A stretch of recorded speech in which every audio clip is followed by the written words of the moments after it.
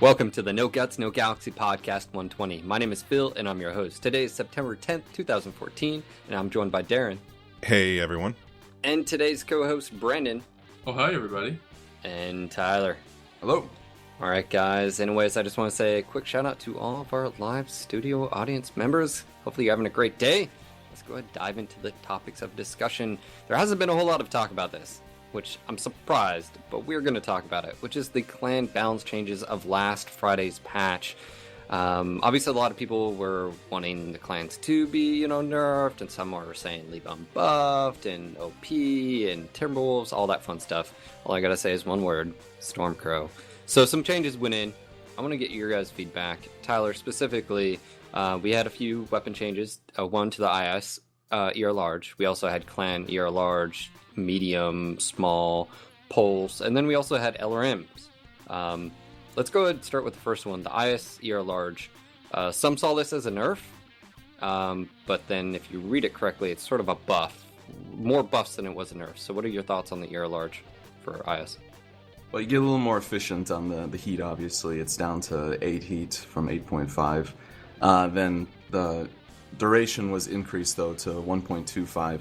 And I'm fine with this because, as we all know, PPCs recently were nerfed very hard. Their projectile speed way down. So lasers have kind of taken over as the new primary meta and need to curve the ER large, even for the inner sphere a little bit. But that's more for inner sphere on inner sphere. We'll talk about the clan laser shortly, but overall, yeah, I would say this is a buff for the ER large laser. And for some reason, the poor regular large laser keeps getting left out. They just keep buffing and adjusting the ER. I want to see the large. Hey, speaking of the large laser, Jaeger, how often do you use that? I mean, when we're talking IS here, if you're looking at the regular large or the ER, what makes you decide what you're going to use? The inner sphere large laser hasn't been used for months now, so ever since they first started buffing the ER large laser, and there's still no incentive to use it yet. Okay. Well, see, that's surprising because, for instance, on my Cicada 3M, I've been rolling 2 large, 2 mediums because of the range module. That extra 50 meters may not seem like a whole lot, but most of the time when I'm engaging targets, 500 meters for, your effective range on a large is actually quite nice. And then, 1,000 max. So I think where it comes down to, correct me, Tyler, is that the IS, the ER is just better. Like, you get extra range, why not? And we see the tendency of players basically navigating player behavior, right? Navigating towards, if I can do damage at longer range, so, by the time you close, you're pretty much dead or about to die. That's exactly right. And not only that, then we have the clan ER medium laser to deal with right now, which is basically the same range as the large laser. Does slightly less damage and only weighs 1 ton instead of 5, so that's rough. Well, what would you guys do to the regular large laser inner sphere to make it better? Some people are saying maybe a slight heat reduction or whatever. Is that enough?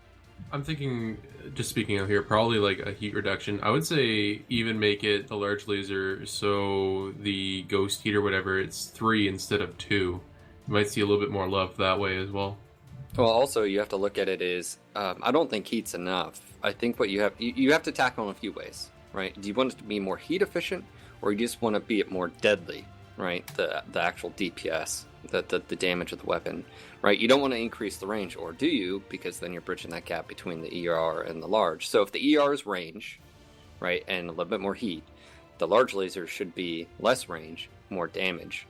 I sort of look at it that way. I mean, you remember too, that's one of the issues you were talking about, Tyler, is that if you have a chance to do damage at a longer range, you will. I mean, we see that with clan mechs, that they're a perfect example of that. But now you have 2 weapon systems, a large and an ER large. The only difference is range. Okay, you're getting that extra range, but I'm getting a little bit more damage to the large laser to make up for that range. I think what Cattra said is a great idea. Increase the ghost heat cap to 3. That sounds great to me. Reducing the heat, that sounds fine to me too. You're already paying 5 tons for this thing, so it's not really competing with the medium laser in the first place, which is at 1 ton. So lower the heat, increase the ghost heat cap to 3, see how that goes. All right, somebody did bring up inner sphere, small lasers, small pulse, but you know what? Let's get back on topic. The topic is clan balance changes. Well, I mean, this was a part of it, and you know, it was one of the things that happened last Friday. Now, the clan balance changes. Specifically, we're talking about the ER large, medium, small, and then all the pulse and the LRMs. First off, let's tackle the LRMs and the clan streaks. What were you guys' thoughts on this? I mean, basically, we had a cooldown increase. They sort of standardized it. Cooldown increase from like, for instance, 3.25 seconds to like 3.5. So basically, they made it to where it takes longer to fire your weapons, which means the heat value on that would actually help you. Thoughts? Well, I'm fine with the LRMs being nerfed. They're very powerful in the current meta because PPCs got nerfed, and so those PPC ballistic combos aren't seen very much anymore. So in the laser builds, people are spending more time exposed to shoot their enemies with their lasers, get their full burns in, which leaves more time for lock-ons to happen, which ends up hurting people with LRMs.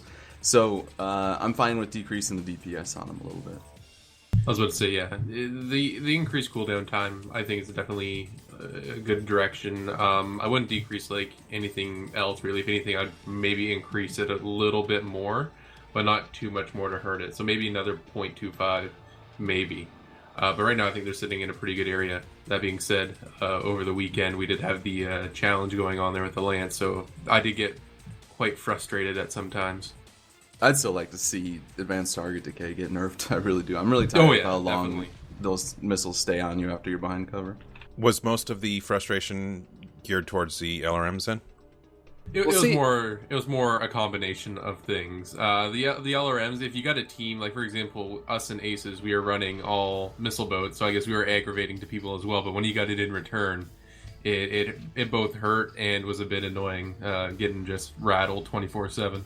I had complete opposite experience. I dropped with Tyler and a few others. Take ECM, and we had, out of all the matches I played during the challenge, I had, I think, a total of actually 3. Now that's 3 out of every single challenge match I did in the Lance. 3 that were, the teams were heavily missile. And guess what? We beat those teams every single time. It was like, oh, okay, you have missiles. We have ECM, and we have buildings and cover. Or, we're going to, basically, even on, Caustic and stuff, we just worked around it. I mean, I don't know. I felt that people almost over-exaggerated this, oh my god, LRMs everywhere. And it's like, first off, if you're dropping in a Lance and and you're not taking ECM or you're not taking AMS, well, guess what?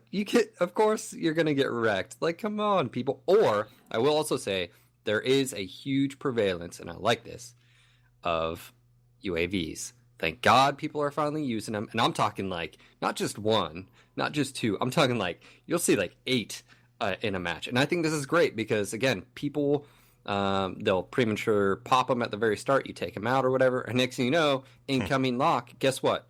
If you're an experienced or vet player and you're behind cover and you have incoming LRMs, the first thing you should do is say UAV check. And if you're in a group, which we're talking about the group challenge here, you look up, you get rid of the UAVs, and that's how. Or another thing to point out, if you're narked, your teammates should be telling you. I'm not saying your rest of your team. I'm saying your Lance should be telling you, and or you should be telling your Lance mates if they're narked. If you don't, you're an ass. So, anyways, I just want to point that out. LRMs, I feel that people. I didn't get the feeling it was oh my god, LRM apocalypse, but people were bitching and complaining because lack of teamwork. I don't know, or lack of organization. It's definitely a teamwork thing. That's what I'm saying. When we had when we had teams going, and when we were in there, when we were actually on the go with narc tag, everything like that, it was a hell of a time. But at the same time, on the reverse, if we weren't paying attention, stuff like that, it was brutal. So I mean, it definitely comes down to teamwork, and it comes down to everything like that. That's what I'm saying. LRMs in general are pretty great, but some days. I feel like LRMs and strikes are one of those things that will, no matter what, they're always going to get complained about, kind of like artillery in World of Tanks or whatever. My question, though, is that I feel like they did a pretty good job at taking baby steps with this change in the weapons, that they didn't, increase the power or decrease the power by 400% or whatever. Do you guys agree with that? Was it a small enough step Oh, I towards balance? absolutely agree. And that's a great point. This is how I wish balance was done all the time. Not so drastic like what happened with the PPC and artillery strikes and things like that. This is great. A little bit of change, see how that goes, and move on if it needs more. Okay, now I am going to point out one thing that was not affected and was not changed, but I feel that needs a change almost immediately, is LRM, and especially clan LRM Shake is ridiculous. The amount of you smashing your head against the cockpit, like it's absurd. It needs toned down. So the impulse needs toned down on the LRMs. Can I vote for more Shake and then some bright strobe lights in there? And We'll make sure that happens. Just injection of acid, might as yeah, well. man, come on, good times. IV, Yeah, the Shake is bad. I do agree with you, Daeron, that small changes. And, as we saw in the town hall meeting, this was actually Russ. Russ made these changes, which surprised a lot. He basically said, hey, stop QQing. It wasn't Poll that made the change. I made the change. He threw himself under the bus. Yeah, but I like the changes. And speaking of which, clan energy changes. Now, before this patch, laser vomit is now a term used by everyone. It's funny. First we got the dire well, right, and then laser vomit, and that basically came down to storm crows and timberwolves, and you still see them running this, but 2 large poles, 4 mediums, or 2 ear large. Basically were able to just do massive amounts of damage. You don't want to face hug one. What are your initial thoughts on the ER changes and the pulse changes, Tyler? It's basically just heat up, range down, and for the ER lasers, they needed that anyways. They were so outperforming their inner sphere counterparts that it's just fine. So all those laser vomit builds across the board are basically generating 1 more heat per weapon system they're using, so that slows down the sustained damage quite a bit. Well, I can understand someone saying laser vomit's been around, yes, but it was never doing what these are doing right now. I mean, even when you look at the dire with the dual Gauss, 2 ear large, and 6 mediums, that's predominantly laser, and it's a lot of firepower. And of course, we're talking about range here, which means, at 450 meters, it's, just burning a hole right through your mech, let alone they're shooting out to, 1,900, something like that. Yeah, I think in comparison, it was like dry heaves before, and this is full-on spew. But I definitely agree that this has made that situation better. Less of the vomit. So, question it really brought me back to, remember when the Awesome was first released with the medium pulse lasers? Yes. They kind of reminded me of that, so I think the changes were definitely a step in the right direction. Improvement, so, yep. Yeah. Well, it's like, when this change came out, I know Zoef is in the crowd, he was like, I'm Sad Panda, my Nova. Well, look, you shouldn't be able to run around and shoot 6 ER mediums, nonstop for the entire, and like 12 of them, not just 6, I should say, 6 at a time. You should have to manage your heat, right? You should have to have that skill. It is skill-based. Heat management is skill-based. So I feel like it was a good step. Now, Tyler, you brought up this point. You were Sad Panda about medium pulse. Why is that? I remember being sad about medium pulse. What am I looking at? I'm looking at the changes and trying to remember why you'd be sad. You said something to the effect of clan medium pulse compared to the ER medium. Oh, right. Its heat was increased to 6, which previously was the ER. Right, let me see. What was that?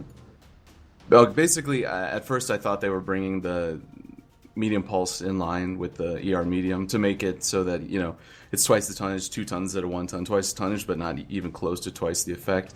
And it still didn't get there. It was like, it almost did, but it's not. So, still disappointed in the pulse lasers overall. The large pulse is still great, but the medium and small are in the sad place right now. So now with these changes, we all pretty much feel like they were a step in the right direction. Where should we go from here as far as clan weapons go? Well, I guess the question is, for me, are we okay with the range factors? They did bump down the range on all these weapon systems. They are still better as far as if you look at range to range factor than the IS counterparts. We also have range modules in for both sides. I still feel that basically buffs both, and then you're back to the same issue. It just sort of exacerbates the range benefit of the clans. Okay, so they're all... Go ahead. Oh, just to poke in here.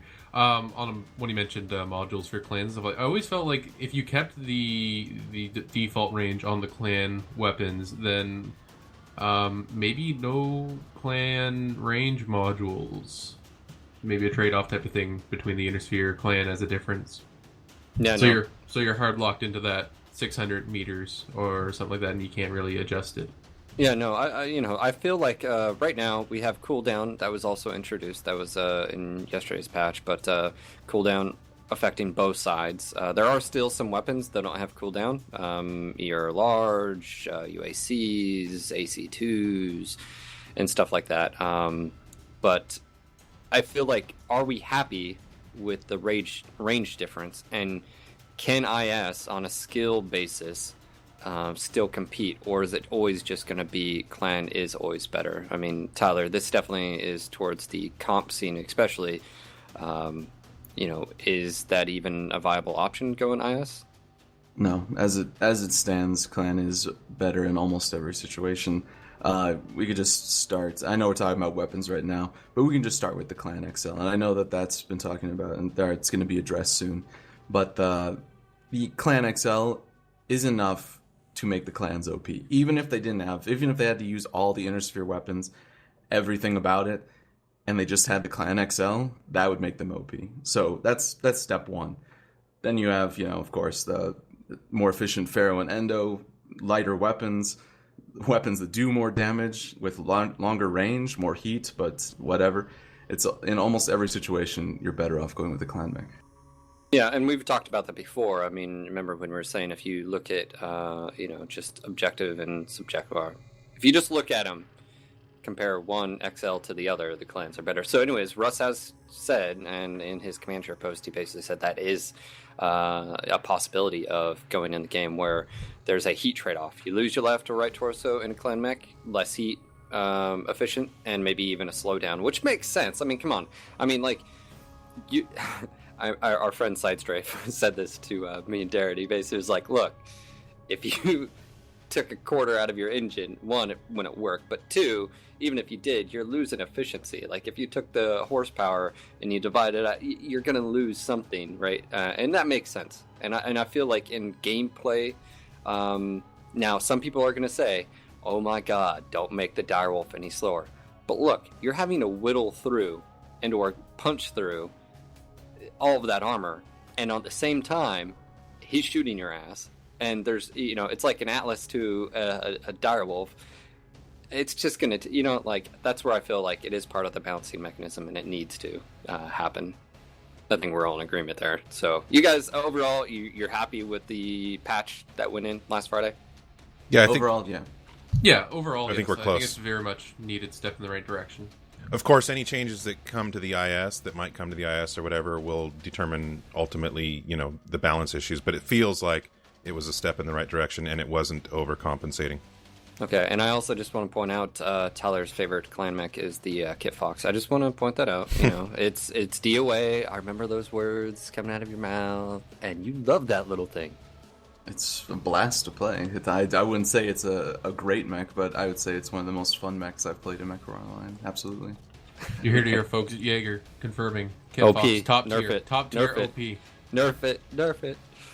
All right, so we're going to go ahead and move on to a topic that sort of came out of the town hall meeting, and I thought it was something to mention and or discuss, and we've discussed this a long time ago. I remember when we first started this podcast, and it was before we really knew any details of MWO, and, we went on speculation as far as like, be awesome, a single or PvE and stuff like this. Well, Russ basically said, when we finish up Community Warfare, we get to do all the polishing that you guys want, and or what about single player? He specifically said single player and or PvE elements.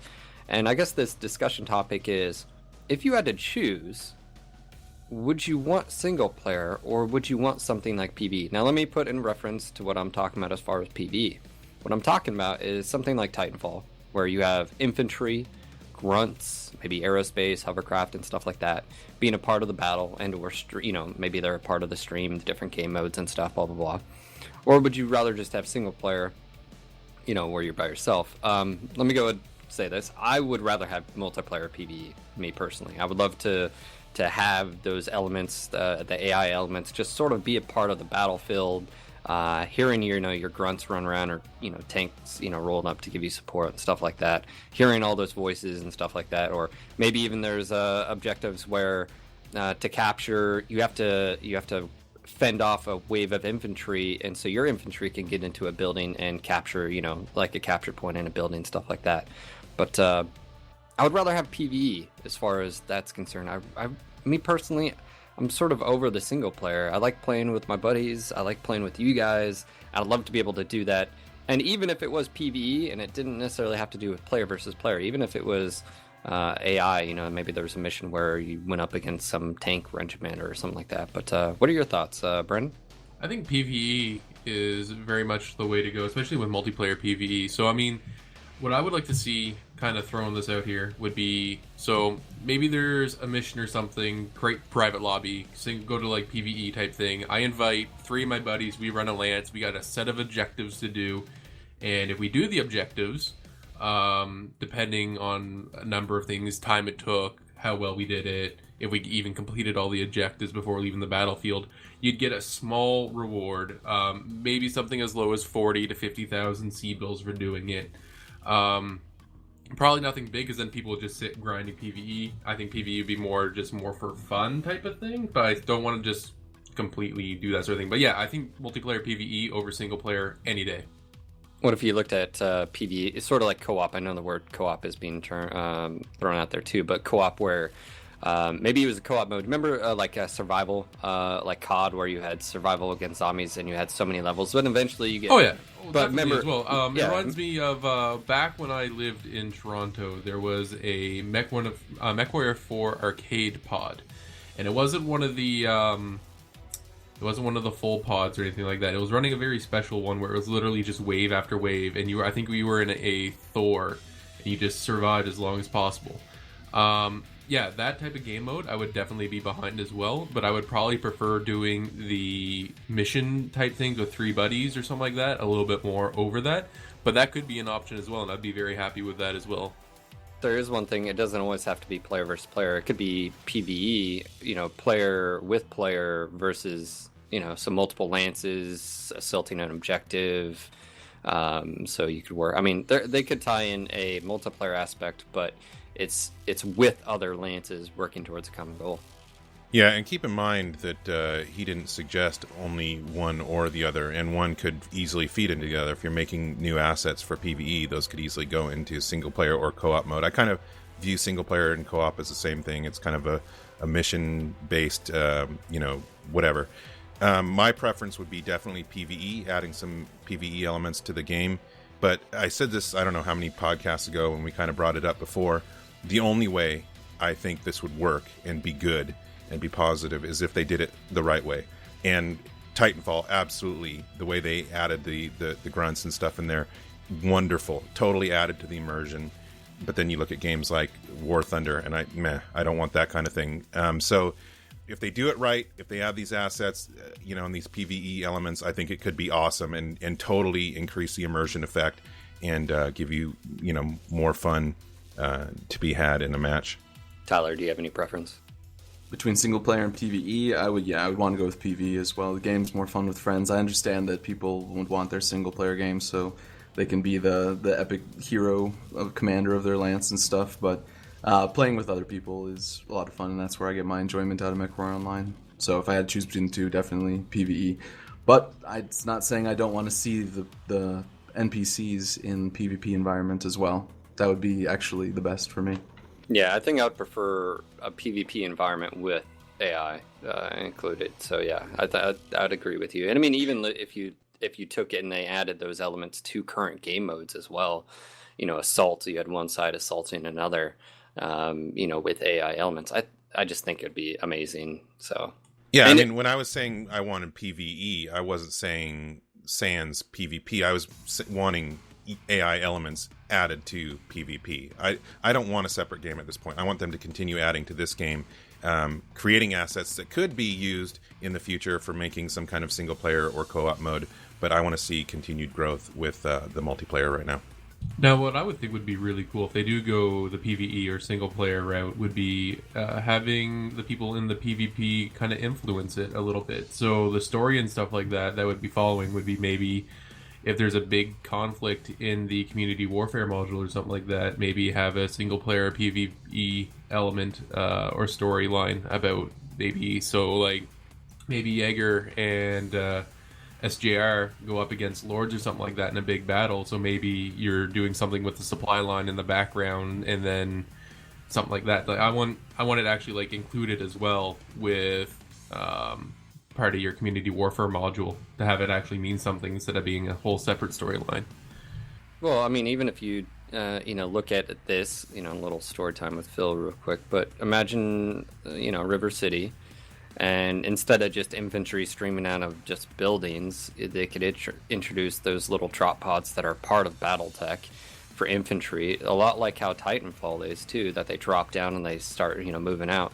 So this is happening on both sides. Both teams have this kind of thing, right? And their job is to get in and capture that point.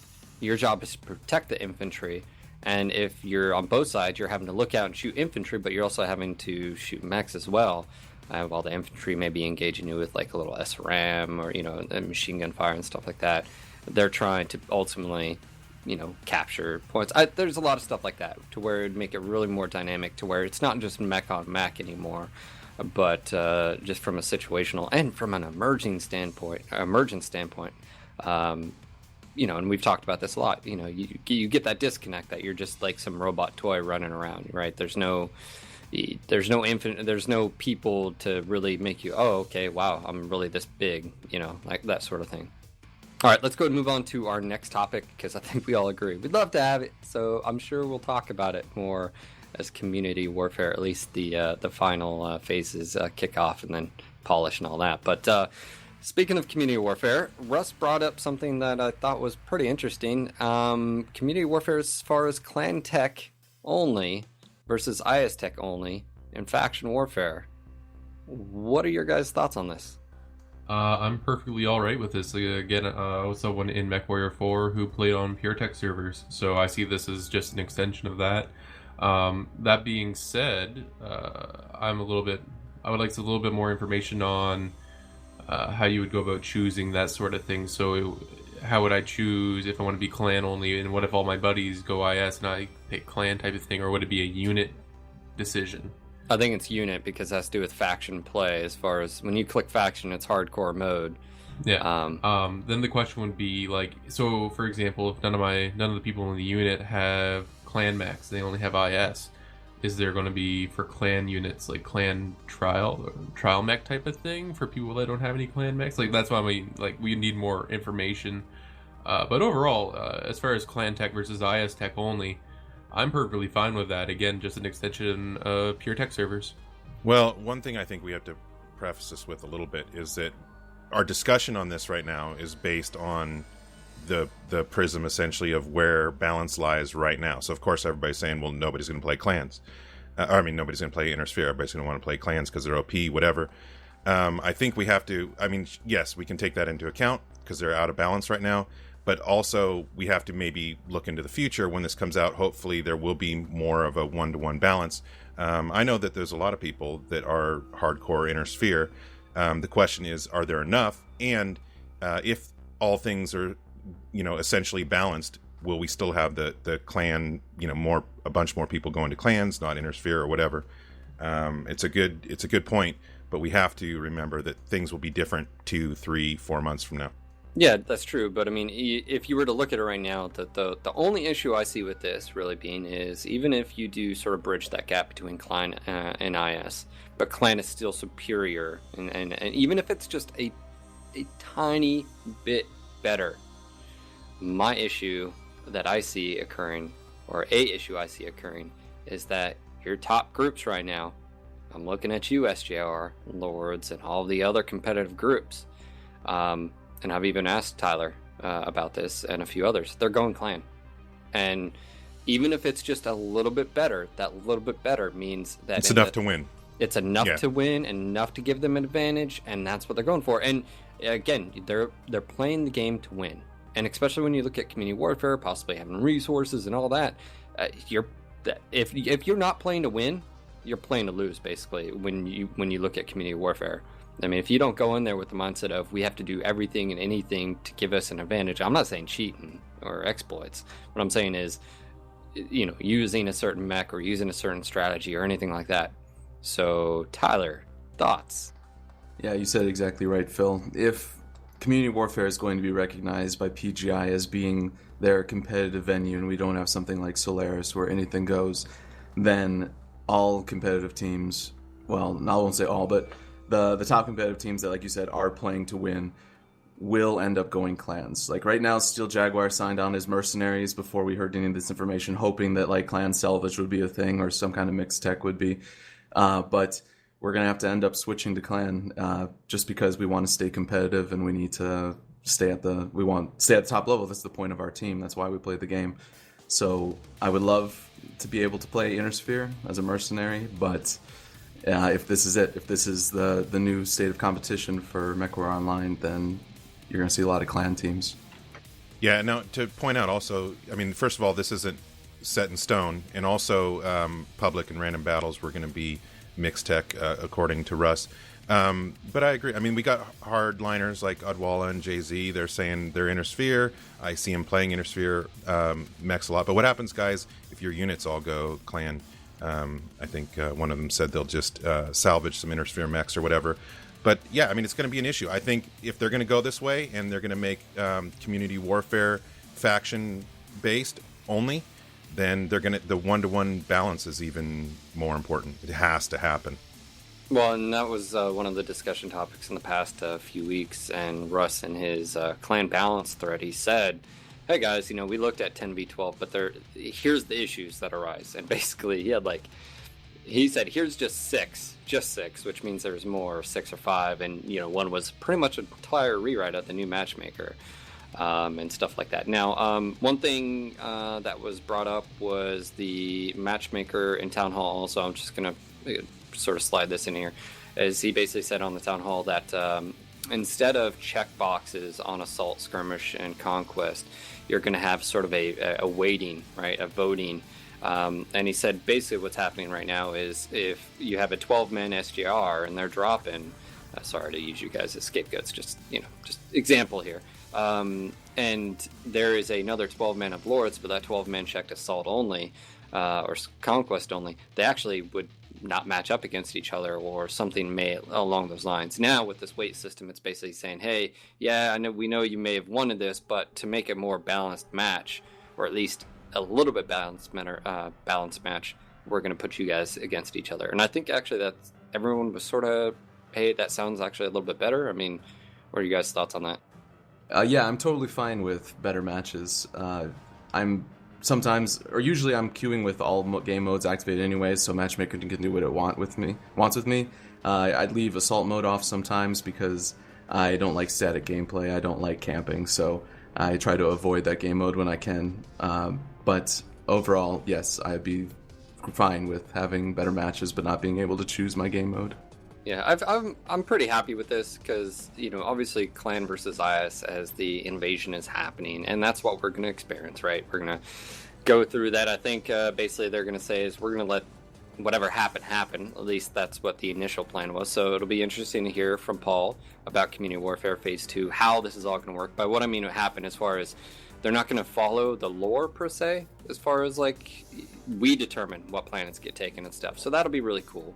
But I like the idea of clan versus IS. My concerns are there that remain and are the fact of your top teams and playing to win. And I do think we're going to see a more balance as far as the clans and IS. So, he also mentioned a full IS quirk, overhaul, which would be huge and dramatic and awesome. So, we'll have to wait. But don't forget, like Daeron said, public and random matches are still going to remain mixed tech. So until you click on that faction tab, you'll be able to take whatever mechs you own. But when you click on that faction tab, as Russ said, it's hardcore mode, and you have if you're a clan, that's what you're rolling with. So Now, of course, but this wasn't set in stone. This is just the current idea.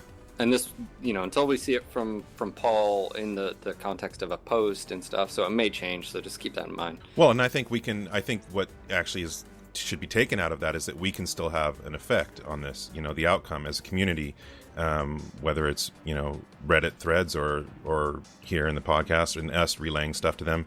If we see something being a glaring mistake, then people need to bring it up. And yeah, people will say, well, we've done that about things in the past. And sometimes maybe they agree with changes or ideas. Sometimes they don't. All right, so let's go ahead and move on to quick mentions. We had the new hero, the Griffin Sparky, which I just want to say is a user-submitted build. Tyler. Yeah, that's here. Now, it's a little bit different than I think the first proposed one, but I think overall, Odwalla, Seb, you said you liked it, and it was because it's a little bit more balanced. Instead of it being all right side heavy as far as energy, makes it a little bit more balanced and not it wouldn't overshadow the 4P exactly, but it does have jump jets. Odwalla mastered it already. Yeah, I know. Nice.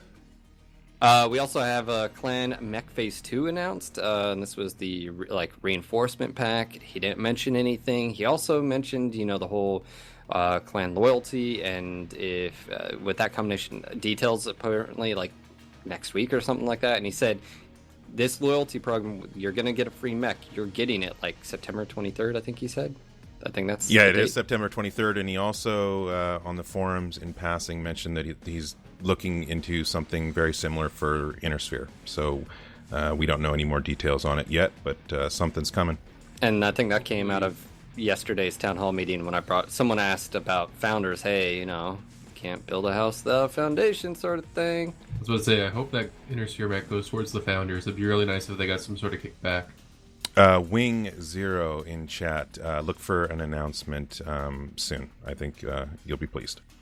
Also, of course, PGI obtained the publishing rights of the BattleTech IP from IGP. That all went down. We discussed that. He basically opened up as far as the innards of some of the stuff going on behind the scenes, from maps to design change, anyways, the whole shebang. So he went over that. So if you haven't, by the way, listened to the town hall meeting 1 through 3, it's 3 segments. Sorry that they're not all one, but Twitch was having issues. He also mentioned premium time activation in chunks. He said 1 month chunks, and that is huge. I think a lot of people are going to enjoy that. It's a good meet in the middle. People don't want to activate their full time and just run and run and run. So there you have it. And there was one more thing. I can't remember. Anyways, don't forget shirts. The pre-orders for the Marauder shirt is still live. I'm waiting until this Friday. A lot of people were asking me, hey, can you hold off? I said, yep. So if you'd like to get a Marauder t-shirt, make sure to do so before this Friday. At least you'll guarantee you actually getting one instead of it being out of your size, because we sell out pretty quick. And of course, we have the new album, The Armored Combat, if you'd like to check out that. And support, such a good album.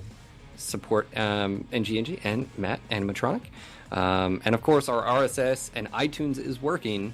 Daeron finally got both of those solved. The RSS was on SoundCloud issue, and then iTunes got solved because the RSS got... Anyways, the whole thing's fixed. So there we go. Anyways, I just want to give a big thank you to our community, our listeners, live audience. You guys are awesome. Thank you. And, of course, to our amazing staff, everyone behind the scenes, and a quick shout-out to everyone who was helping for the town hall meeting. We had a ton of people behind the scenes that were actually helping, either moderation, jotting down questions, keeping everything running smoothly. So shout-outs to you guys. Thank you again for your help with that. And, of course, our sponsors. And if you want to become a sponsor, help support this TS3 and the forums and stuff like that, you can head over to our forums, check that out.